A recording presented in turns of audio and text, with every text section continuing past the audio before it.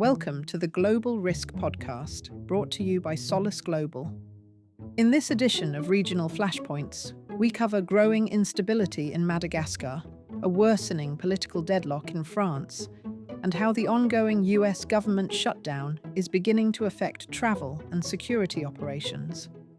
Let's begin with the situation in Madagascar. Demonstrations have been taking place across major cities in Madagascar since 25th of September, with signs pointing to an ongoing military coup attempt. The United Nations reports at least 22 deaths and more than 100 injuries, though the real numbers are likely much higher. While protests have occurred nationwide, they're mainly concentrated in the capital, Antananarivo, and driven by Gen Z activists calling for a change and a national consultation. On the 12th of October, the presidency of Madagascar confirmed that an attempt to seize power by force was underway. The elite military unit CAPSAT, which played a key role in President Rajoelina's rise to power in 2009, announced that it had taken control of the armed forces and named General Pikulis as their commander. In recent days, CAPSAT leaders urged other soldiers to defy orders to fire on protesters and instead join them. Reports suggest that some soldiers did exactly that, leading to clashes between CAPSAT and pro-government forces that left both protesters and soldiers dead. There are unconfirmed reports that President Rajoelina has fled the State House. Former Prime Minister Ntse left the country on a private plane landing in Mauritius. Despite the upheaval, Antananarivo appeared relatively calm on 12th of October. Crowds peacefully gathered at the May 13th square, where CAPSAT officials addressed demonstrators and called for unity. The Gendarmerie and National Police reaffirmed their commitment to protecting the population and have ordered all forces to cease violence. Prime Minister Zafi Sambo, a military general appointed after the recent unrest, said the government is ready to engage in dialogue with all groups, including youth, unions and the military. Instability, however, remains highly likely. Supporters of President Rajoelina continue to hold counter-demonstrations, and further clashes are likely if the military attempts to restore order through force. CAPSAT's decision to side with protesters appears to be a strategic move to calm tensions and end the unrest.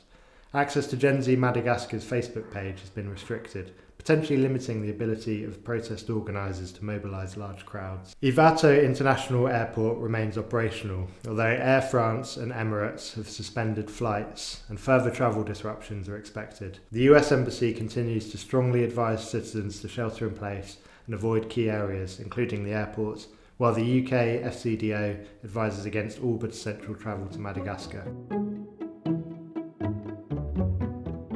Now we move on to France, where the short-lived appointment of a new prime minister has deepened an already entrenched political crisis.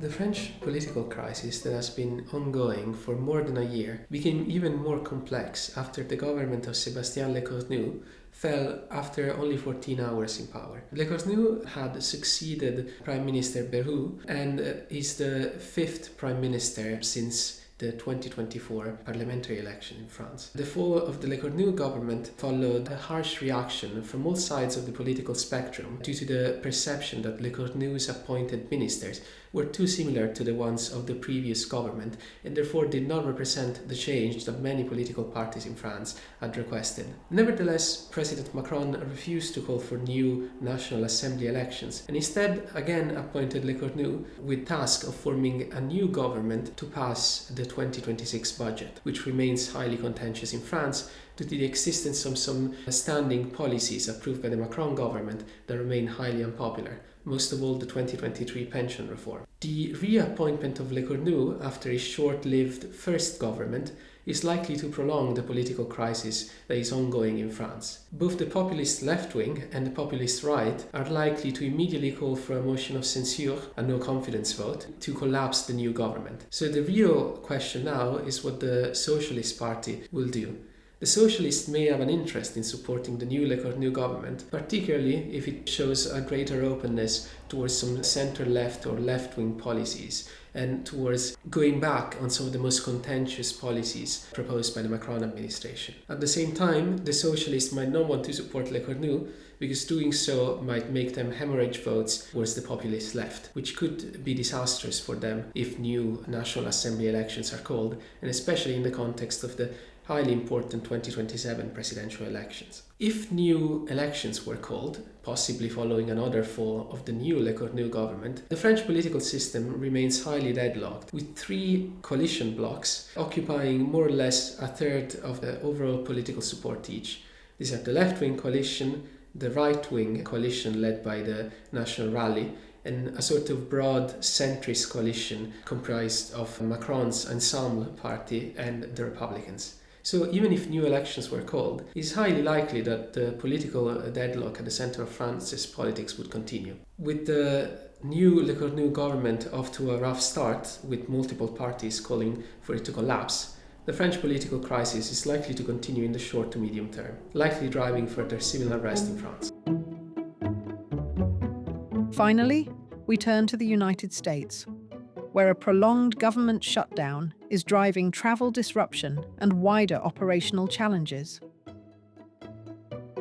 From the 1st of October, a shutdown of the federal government in the United States has been ongoing. One of the primary impacts from a travel risk management perspective has been increasing flight delays as a result of staffing shortages amongst air traffic controllers. In total, 900,000 federal employees have been estimated to be furloughed, with 700,000, which are considered to be working in critical roles, working without pay. What happens here is that sick leave and absenteeism rates will increase considerably amongst those that are expected to work without pay. The ATC staffing shortages in the Federal Aviation Administration have led to an up to 50% cut in air traffic controller staffing in the worst cases in some areas. Just between the 6th and 8th of October, there were an estimated 12,000 flight delays. Airports that have been most impacted include Boston, Burbank, Chicago, Denver, Houston, Las Vegas, Nashville, Newark, Orlando,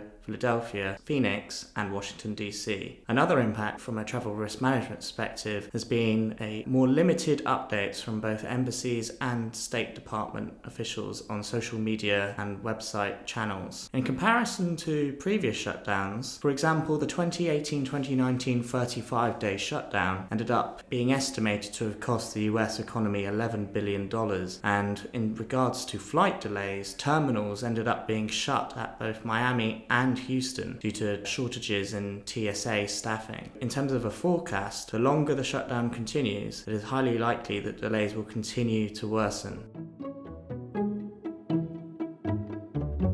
That concludes this episode of Regional Flashpoints on the Global Risk Podcast. These updates form part of our Global Intelligence subscription, which includes weekly reports, in-depth briefings, and live Q&A sessions with our experts. To learn more, visit solisglobal.com. Thank you for listening.